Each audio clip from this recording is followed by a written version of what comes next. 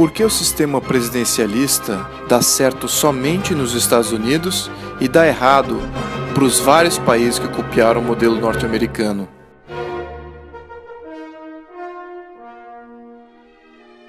Na Grécia Antiga, havia o modelo ateniense de democracia que elegia democraticamente tiranos com controle absoluto. Várias cidades-estado gregas adotaram esse modelo e ele dava sempre errado, pois concentrava muito poder em uma só pessoa. Essa concentração acabava por gerar muita competição pelo poder. Além da competição extrema, quando um tirano sucedia o outro, alternava todo o sistema criado por o antecessor. O que resultava desse ciclo, ao longo do tempo, era a instabilidade política. Mas havia uma exceção na Grécia Antiga. Enquanto os atenienses viviam depondo e repondo seus tiranos em sucessivas conspirações e golpes de Estado, no mesmo período, o modelo de governo dos espartanos se mostrava muito mais estável. Por quê? Em Esparta, não havia um modelo de tirania democrática ateniense. O poder executivo era dividido em dois. Haviam dois reis.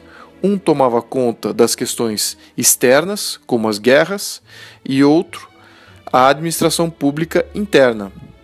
Além disso, havia uma assembleia eleita de aristocratas e plebeus. A competição entre esses poderes limitava mutuamente os poderes entre eles, criando freios e contrapesos entre si. Em 509 a.C., em Roma, os fazendeiros romanos se libertaram dos tiranos etruscos. Os romanos livres observaram atentamente os resultados dos diversos modelos de governo que existiam na Grécia, para determinar que tipo de governo iriam adotar. Sabiamente optaram pelo modelo espartano, mas com algumas variantes. Chamaram esse novo modelo de res publica, coisa pública, que, ao invés de 2 reis, haveriam 2 cônsules, e ambos seriam eleitos todos os anos. Os cônsules seriam orientados pelo Senado, que, assim como no modelo espartano, teria representantes eleitos da aristocracia e do povo. Uma conduta meritocrática e de serviço militar fora imposta, tal qual o modelo espartano, o que estimulou o espírito cívico nos novos líderes. Havia competição por honra dentre os senadores. Baseado nisso, a Constituição Romana foi gradualmente incluindo setores da sociedade que se destacavam na dedicação à causa comum, e os freios e contrapesos entre os poderes foram refinados. O sistema gerou tanta estabilidade e prosperidade nos primeiros 200 anos que boa parte dos vizinhos de Roma queriam se tornar cidadãos romanos, sem Roma precisar conquistar ninguém. E demoraria mais 300 anos para que esse sistema deteriorasse de volta para um modelo tirânico em 27 a.C. Mais tarde, em 1787, nos Estados Unidos, os pais fundadores dos Estados Unidos se depararam com o mesmo problema que os romanos se depararam 2.300 anos antes. Depois de se livrarem da tirania inglesa, eles optaram por abraçar a sabedoria histórica greco-romana até então. Criaram uma constituição separando o poder executivo em 2. Havia um chefe de Estado, que chamaram de presidente, que trataria somente de assuntos externos, enquanto deixaria a administração pública para ser feita por cada chefe de governo de cada Estado membro da Federação. Portanto, o chefe de Estado e o chefe de governo tinham funções distintas e um limitava a ação do outro.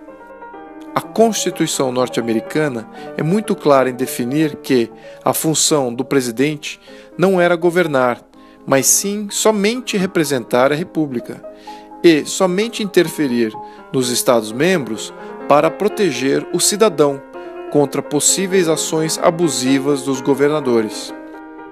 Em outras palavras, o presidente era para ser visto como um protetor da liberdade de cada cidadão e não como um governador de pessoas. Alguns anos mais tarde, no Brasil, quando Dom Pedro I encomendou a primeira Constituição do Brasil, em 1824, ele aplicou essa mesma sabedoria que os Estados Unidos e República Romana haviam aprendido com o modelo de Esparta antiga. A estrutura de poder do Brasil imperial separava a função do imperador como chefe de Estado e a função do primeiro-ministro como chefe de governo. Como o poder executivo era dividido, os poderes se limitavam mutuamente, e o sistema mais uma vez se provou extremamente estável e gerador de prosperidade durante todo o século XIX.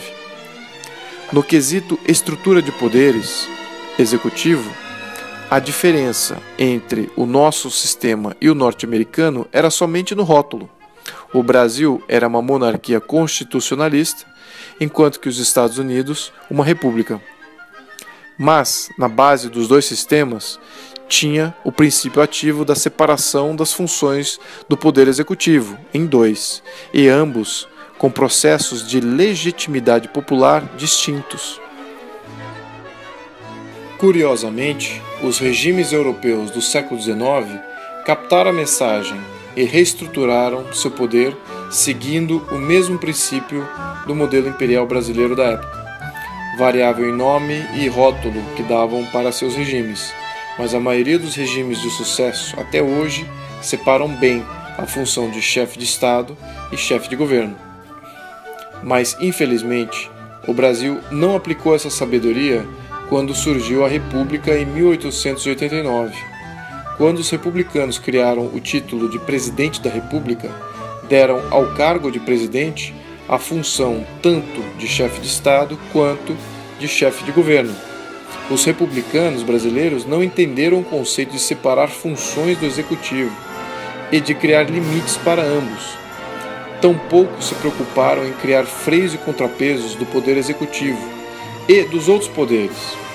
Essa concentração de poder gerou muita estabilidade na República, pois os presidentes brasileiros tiveram poderes quase tirânicos.